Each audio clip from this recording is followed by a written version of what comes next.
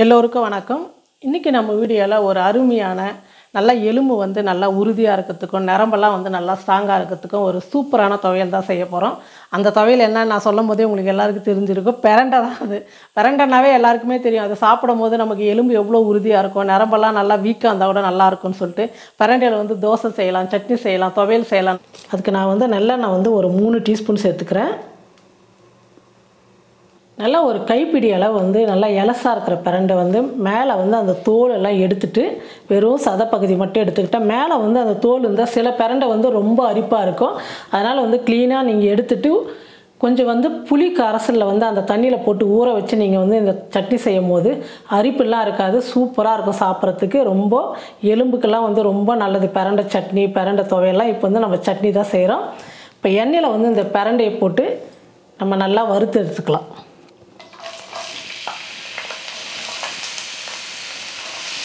நீங்கள் கட் பண்ணி முடித்த உடனே புளியை வந்து கரைச்சி அந்த தண்ணியில் வந்து நீங்கள் இந்த பிரண்டை போட்டு வச்சுட்டிங்கன்னா கொஞ்சம் அந்த அரிப்பு தன்மைலாம் இருக்காது, சாப்பிட்றதுக்கு ரொம்ப நல்லாயிருக்கும். கொஞ்சமாக உப்பு சேர்த்துக்கலாம், மஞ்சள் தூள் கொஞ்சம்.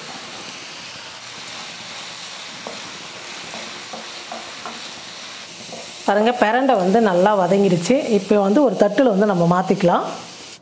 கடலைப்பருப்பு 1 டீஸ்பூன், உளுத்தம்பருப்பு 2 டீஸ்பூன், இது கூடவே ஒரு கட்டி பெருங்காயம் வந்து நான் கட்டி பெருங்காயம் எடுத்துக்கிட்டேன். இப்போ இதை வந்து எண்ணெயில் வந்து நல்லா வறுத்துக்கலாம்.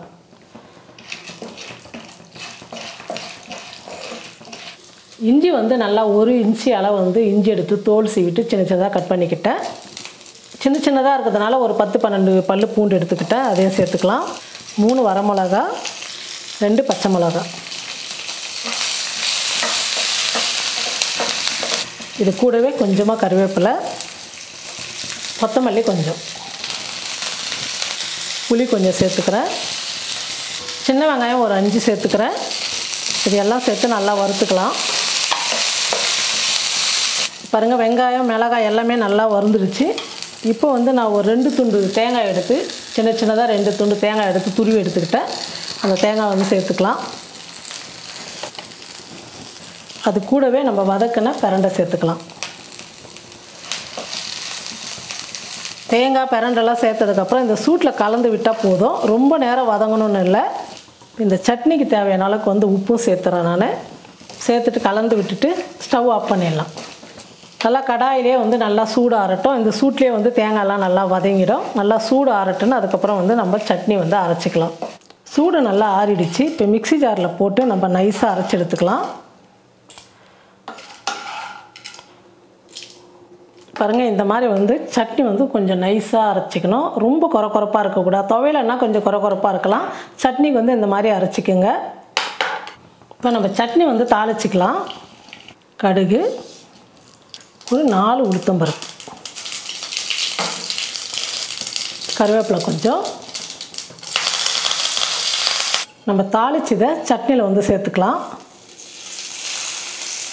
உடம்புக்கு வந்து ரொம்ப ஆரோக்கியமான எலும்பு தேய்மானம், முட்டி வலி, கை காலெல்லாம் முட்டிங்களெல்லாம் வந்து அந்த ஜாயிண்ட்லாம் வந்து ரொம்ப வலிக்கும். அந்த மாதிரிலாம் இருக்கும்போது நம்ம பிரண்டை துவையல், அடிக்கடி வந்து பிரண்டை தோசை, சட்னி இந்த மாதிரிலாம் சாப்பிடும்போது ரொம்ப சூப்பராக இருக்கும். அதுவும் தோசை இட்லிக்கெல்லாம் அந்த சட்னி சாப்பிட்டு பார்த்தீங்கன்னா இன்னும் 2 இட்லி சாப்பிட்லாம். அந்த மாதிரி ஒரு நல்லாயிருக்கும். மெயின் வந்து உடம்புக்கு வந்து எலும்புக்கெல்லாம் வந்து ரொம்ப நல்லது. குழந்தைங்களுக்கெல்லாம் சின்ன வயசுலேருந்தே நீங்கள் கொடுத்து பழக்கம் பண்ணிட்டீங்கன்னா எலும்பெல்லாம் வந்து ரொம்ப உறுதியாக இருக்கும். இந்த எலும்பு தேய்மானம், முட்டி தேய்மானம்லாம் சொல்லுவாங்க பார்த்தீங்களா வயசான காலத்தில், அதெல்லாம் வராமல் வந்து நம்ம தடுக்கலாம். நீங்களும் இதே மாதிரி பிரண்டை துவையல் செஞ்சு பார்த்துட்டு எப்படி இருக்குன்னு சொல்லிட்டு சொல்லுங்கள்.